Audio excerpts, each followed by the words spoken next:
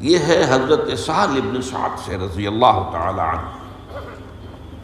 وعن سہل بن سعد قال قال رسول اللہ صلی اللہ علیہ وسلم ان العبد لیعمل عمل اہل النار وانہ من اہل الجنہ ویعمل عمل اہل الجنہ وانہ من اہل النار وانما الاعمال بالخواتیم، متفق علیہ۔ بخاری اور مسلم دونوں کی روایت ہے۔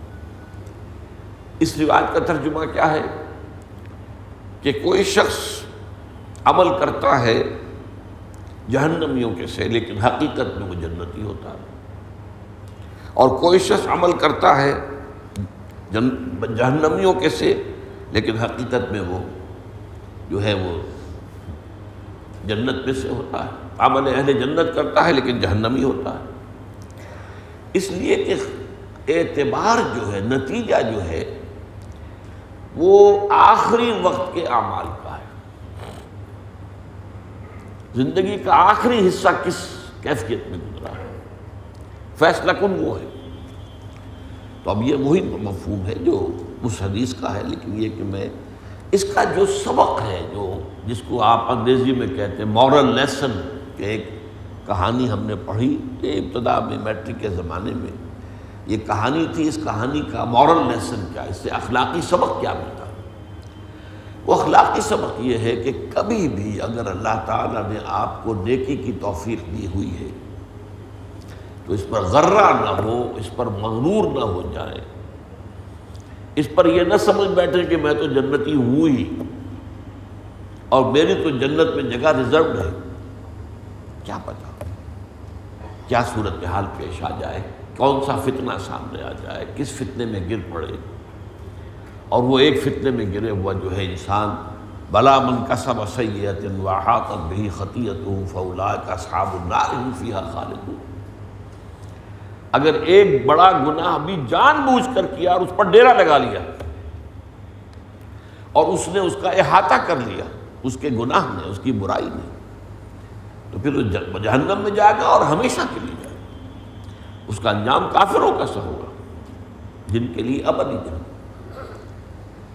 اور دوسری طرف یہ ہے کہ اگر آپ دیکھتے ہیں کسی شخص کو وہ بدکار ہے، غلط کار ہے، تو اس کی بدی سے تو نفرت ہو، اس سے شخصاً نفرت نہ ہو۔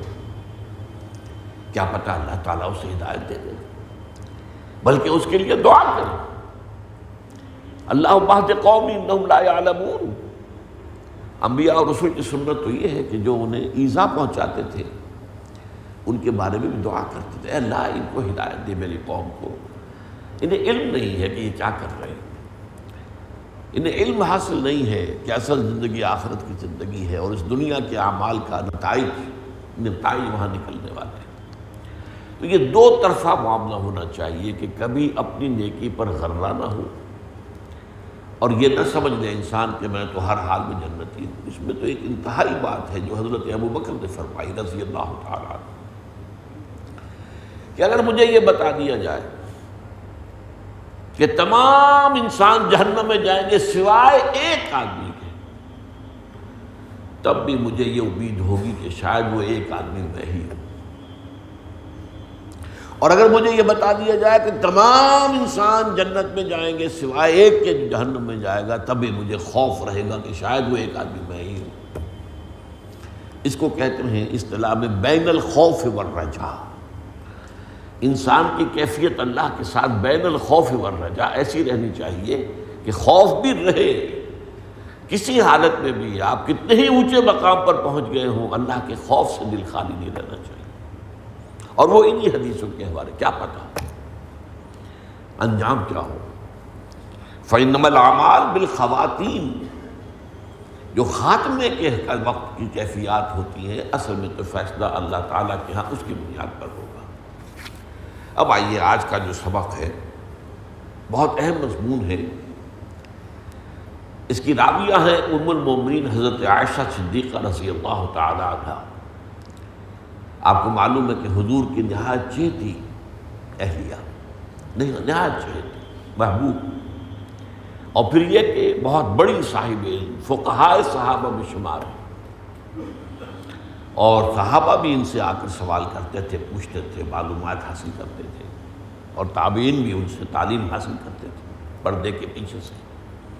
عورتوں میں تو ظاہر بات ہے کہ ان کا علم جو ہے پھیلا ہے، اور بہت بڑی بات یہ ہے کہ حضور کی جو ازدواجی زندگی تھی، اب ظاہر بات ہے کہ وہ زندگی تو دنیا کے سامنے نہیں ہوتی، لیکن وہ انسانی زندگی کا ایک حصہ ہے، اس کے بارے میں بھی ہدایت تو درکار ہے۔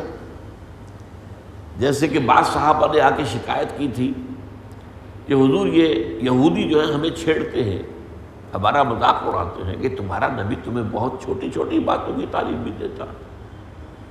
آپ نے فرمایا کہو ہاں، ہمارا نبی تو ہمیں استنجا لینا بھی سکھاتا ہے، وہ بھی ضروری ہے، طہارت ہے، طہارت ہی پر تو تمام عبادات کا دار و مدار ہے۔